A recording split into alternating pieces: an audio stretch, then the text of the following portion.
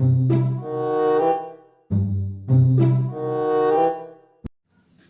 what's up? Kamusta mga buddies?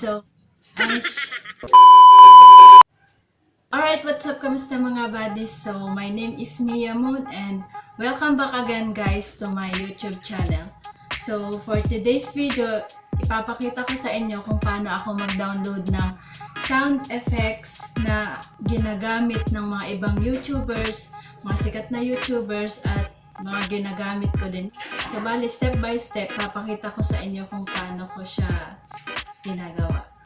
Gusto ko ulit magpasalamat sa mga patuloy na sumusuporta sa akin, sa mga nagsasubscribe, nag-share at nagko-comment. Maraming salamat mga buddies.